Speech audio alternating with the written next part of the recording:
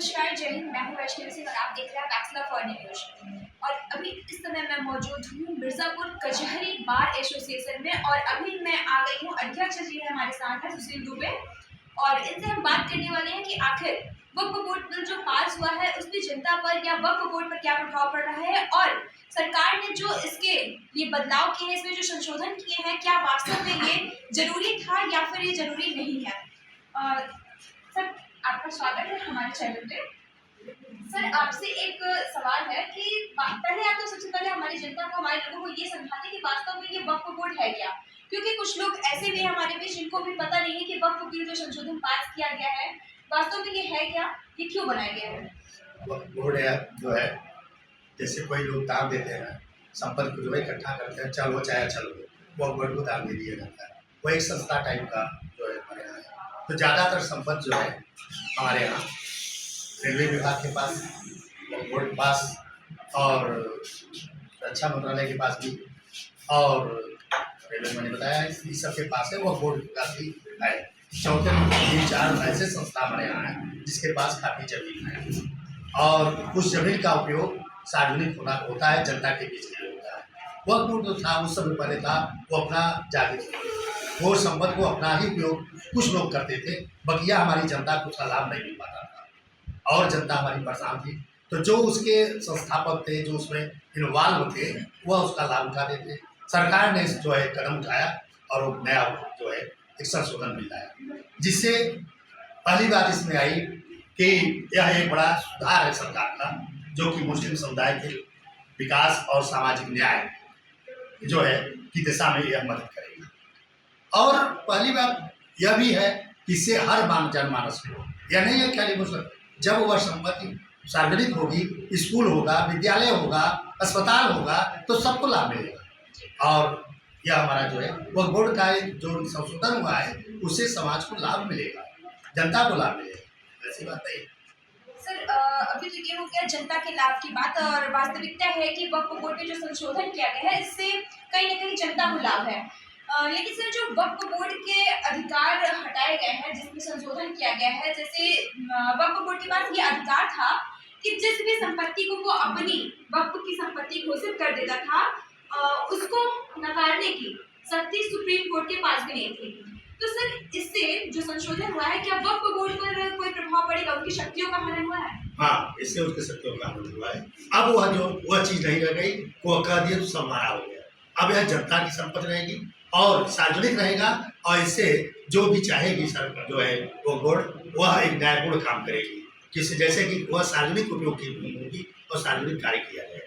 यह नहीं कि हमारा पर्सनल, हम उसमें 10 लोग बैठे हैं, उस संस्था को वही लाभ उठाए उसका, ऐसा नहीं है। उससे जो है जनता को लाभ मिलेगा। तो इसका मतलब सर ये कि अगर कोई वक्फ बोर्ड है संपत्ति को अपना बता रही है तो हम उसके खिलाफ आवाज उठा सकते हैं जब तक जनता का उस पर। हाँ, अगर वह अपनी पर्सनल प्रॉपर्टी नहीं होगी। वैसे क्या था, नाम तो वक्फ बोर्ड का था लेकिन वह व्यक्तिगत प्रॉपर्टी मानी जाती थी। अब ऐसे हो गया कि पूरी जनता का लाभ होगा, पूरी जनता, चाहे वो हिंदू समाज हो, चाहे मुस्लिम समाज, चाहे जो भी है भारत में जो है, अगर ऐसे जो उनका है तो वह सार्वजनिक उपयोग के लिए होगी। जैसे अस्पताल हुआ, खेल कूद में, मैंने कुछ भी हो वह लाभ के लिए हो। वह जो है यह नहीं जैसे रेलवे का है तो रेल अपना काम कर रही है, सारी जनता लाभ ले रही है ना, ऐसा बात तो नहीं कि केवल रेलवे ही लाभ ले रहा है। वन विभाग की संपत्ति ज़्यादा है तो क्या वन विभाग से जो है संपत्ति को वन विभाग थोड़ी लाभ उठा रहा है। वन विभाग की संपत्ति का, चाहे वो हिंदू हो, चाहे मुस्लिम हो, चाहे सिख हो, चाहे ईसाई, जो भी हो, उनको लाभ मिल रहा है।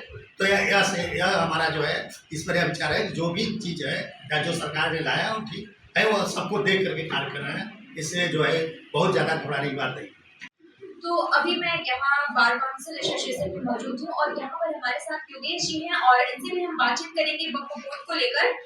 सर, एक सवाल हम आपसे भी करना चाहेंगे कि सर, जो वक्फ बोर्ड की जो संपत्तियां हैं इस पे जो बिल पास हुआ है, जैसे संशोधन बिल पास हुआ है, तो सर क्या उसके प्रबंधन और संचालन पर कोई प्रभाव पड़ेगा? निश्चित रूप से जो लोग वक्फ से जुड़े हुए लोग हैं उन पर प्रभाव पड़ेगा, लेकिन जो प्रभाव उन पर पड़ेगा वो नेगेटिव है और जो आम जनता के लिए पड़ेगा, समाज के लिए पड़ेगा, वो पॉजिटिव। समाज को उसका लाभ मिलना है और मिलेगा। और जो सार्वजनिक व्यवस्था की चीजें हैं और निश्चित रूप से वक्फ बोर्ड के पास अनैतिक तरीके से अर्जित की गई तमाम चल संपत्तियां हैं जिनमें उस बोर्ड में जुड़े हुए प्रभावशाली लोगों को व्यक्तिगत लाभ होता रहा है। इसी वजह से इस बिल का विरोध बराबर उनके द्वारा किया जा रहा है, क्योंकि आम मुस्लिम समाज जो है, जो साधारण जीवन जीता है, उनको इस व्यवस्था के बारे में कोई जानकारी नहीं थी और दुष्प्रचार करके उनको पुनः दिग्भ्रमित करने का प्रयास किया जा रहा है। सरकार इस संबंध में अपने तरीके से चीजों को प्रोवाइड कर रही है कि आम जनता इसके बारे में जाने, लेकिन वह प्रयास नाकाफी है, जिसकी वजह से लगातार इसका विरोध हो रहा है। सर अगर आपकी राय जानना चाहूँ तो सर आपके हिसाब से क्या लगता है कि ये जो संशोधन बिल पास हुआ है, इसकी वजह से क्या मतलब सर वक्फ बोर्ड के जो अधिकार हैं, जो इससे पहले जो भी उनके पास अधिकार थे, क्योंकि हम उनके खिलाफ नहीं जा सकते थे, लेकिन अब कुछ चेंजेस उसमें हुए हैं, तो सर उसकी वजह से वक्फ बोर्ड पे क्या प्रभाव पड़ रहा है? वक्फ बोर्ड पे कोई प्रभाव नहीं पड़ रहा है। वक्फ बोर्ड हमेशा अल्पसंख्यक समुदाय के भले के लिए बना था, ऐसा प्रचलन किया जाता रहा जब से वो बना है। अभी की स्थिति ये है कि सरकार ने जो उसमें कुरीतियां, जो कुप्रबंधन था, जिनकी वजह से आम जनता को वक्फ बोर्ड का लाभ नहीं मिल पा रहा था, इसलिए उसमें संशोधन किया और सुधार किया। क्योंकि वक्फ बोर्ड के जो पीठासीन लोग हैं, जिनको कि उसमें राइट मिले हुए हैं, बड़े पदों पर बैठे हुए हैं, उनकी संपत्तियां उसमें प्रभावित हो रही हैं, इसलिए ये सारा ड्रामा क्रिएट किया जा रहा है। आम जनता को तो इस वक्फ बिल से बहुत सारे लाभ मिलेंगे। वक्फ बिल की जो अनैतिक संपत्तियां हैं वो सार्वजनिक होंगी, सरकार के हित में जाएंगी, सरकार उनका सदुपयोग करेगी आम जनता के लिए। ये तो बड़ी अच्छी चीज है। उसमें जो संशोधन हुआ है वो आम जनता के भले के लिए हुआ है। दिक्कत वहां आ रही है जहां पे कि उससे जुड़े हुए, पहले से जुड़े हुए लोगों के अधिकारों पर अतिक्रमण हो गया सरकार का, जिससे कि उनको पर्सनली दिक्कत हो रही है और किसी को कोई दिक्कत नहीं, आम जनता को कोई दिक्कत नहीं है। आम जनता तक यह बात साधारण तरीके से सरकार पहुंचाने में सफल हो जाए तो इसका विरोध यूं ही समाप्त हो जाएगा। जो भीड़ जुट रही है वक्फ बोर्ड बिल के नाम पर, और मुस्लिम समुदाय के जो काका लोग हैं, बड़े बड़े पदों पर बैठे हुए हैं, जो तथाकथित मुस्लिम समाज के ठेकेदार बनते हैं और जो अपने ही समाज को दिग्भ्रमित कर रहे हैं, उनकी वह सोच उनके समाज वाले नहीं मानेंगे तब, और तब निश्चित रूप से इस बिल का लाभ अल्पसंख्यक समुदाय और अन्य आर्थिक रूप से विपन्न लोगों को, चाहे वो किसी भी समुदाय के हों, सरकार के द्वारा मिलने मिलेगा।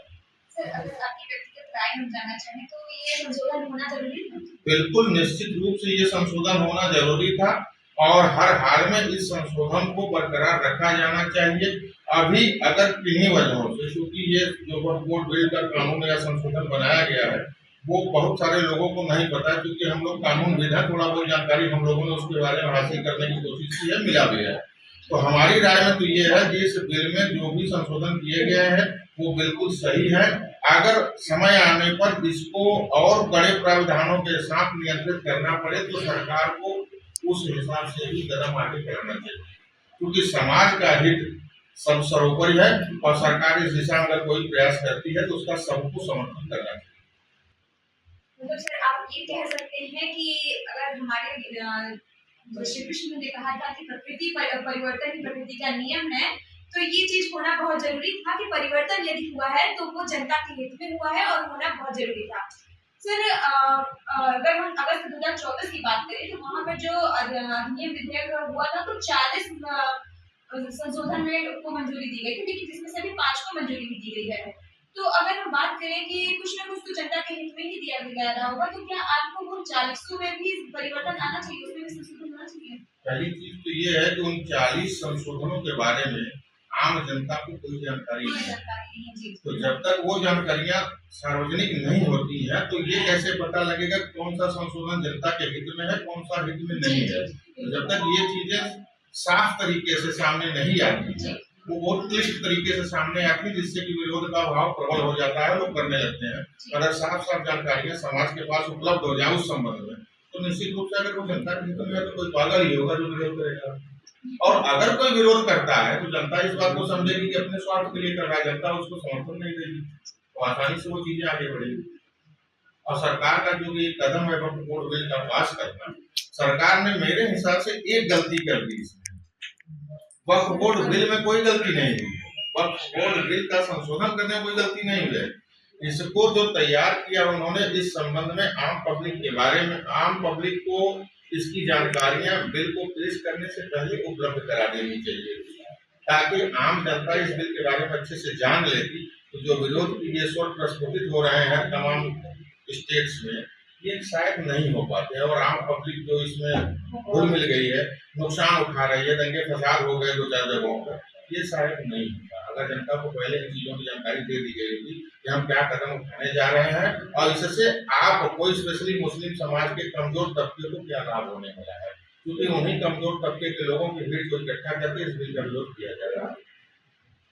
तो अभी आप ध्यान दीजिएगा, जैसा कि सर ने कहा कि सरकार से एक गलती यहाँ पर दिखाई दे रही है कि इस बिल को पास करने से पहले अगर आम जनमानस को इसकी जानकारी दी गई होती, इसके बारे में कुछ बताया गया होता, तो ये जो तमाम प्रकार के विरोधी उत्पन्न हो रहे हैं, क्योंकि जानकारी के अभाव में ये शोर मचता है।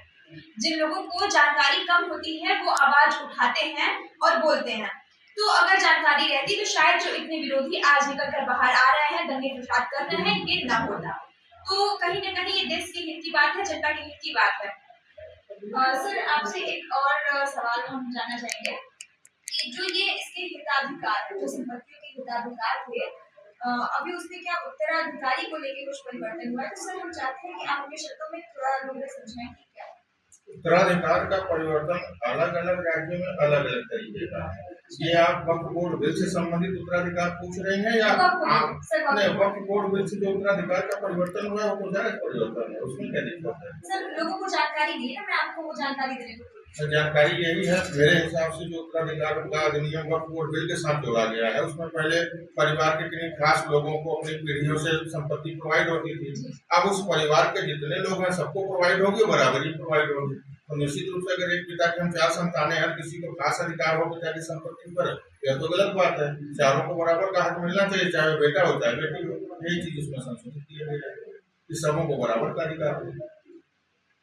बहुत बहुत धन्यवाद सर, आपसे बात करके बड़ा अच्छा लगा। तो अभी आप हमारी पूरी बातचीत देख रहे थे वक्फ बोर्ड को लेकर, आखिर वक्फ बोर्ड है क्या और जो बिल संशोधन पास किया गया है वो किस लिए पास किया गया है, किसके हित में है, जनता के हित में है या फिर वक्फ बोर्ड के अधिकारों का हनन नहीं हो रहा है, कहीं न कहीं ये जनता के हित में यहाँ पर संशोधन किया गया था। तो ऐसी ही बड़ी खबरों की जानकारी के लिए आप बने रहिए हमारे चैनल फैक्सला फॉर इंडिया न्यूज के साथ। जय हिंद।